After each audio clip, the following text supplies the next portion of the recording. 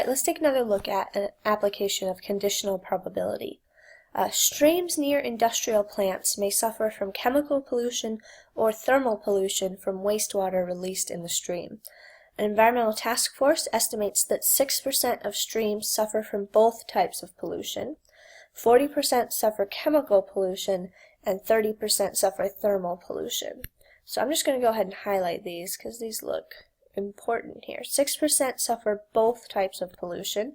Since this is both, that looks to me like an intersection. 40% suffer chemical pollution, and we have 30% suffer from thermal pollution. Okay. So if you know that a stream suffers from chemical pollution, how likely is it that the stream also suffers from thermal pollution? And then if you know that it suffers from thermal, how likely is it the stream also suffers from chemical? So let's go ahead and write down what we know first. I'm going to say that chemical is going to be event C. So chemical will be C, and thermal pollution is going to be event T. Okay, so C for chemical, T for thermal. So let's see. We know that 6% of streams suffer from both types of pollution. So the probability of having both chemical and thermal, so this is an and, so we have an intersection. So the probability of chemical and thermal is 6%, so we have 0.06. 40% of streams suffer from chemical pollution, so the probability of just chemical pollution is 0.4. 0.4. Remember, 40%, the 4 will be right next to the decimal, whereas 6%, there will be a 0 in between the two. And let's see, the probability of just thermal pollution is 30%, so we have 0.3 for our probability. So now, what we are actually trying to determine, if we know that the stream suffers from chemical pollution, then how likely is it that we also have thermal pollution?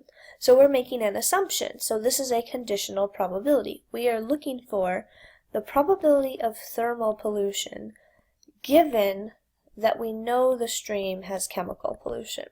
So the probability of thermal pollution if we know that the stream has chemical pollution.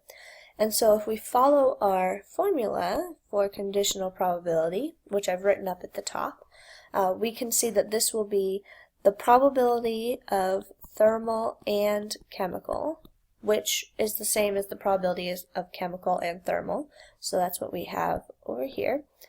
And then we want to divide it by the probability of chemical pollution. So the probability of thermal and chemical is 0.06. The probability of just chemical pollution is 0.4.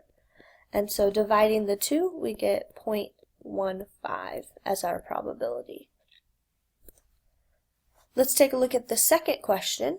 If we know that the stream suffers from thermal, then how likely is it that we have chemical? So now we're asking for the other direction. So what is the probability of chemical pollution given that the stream suffers from thermal pollution?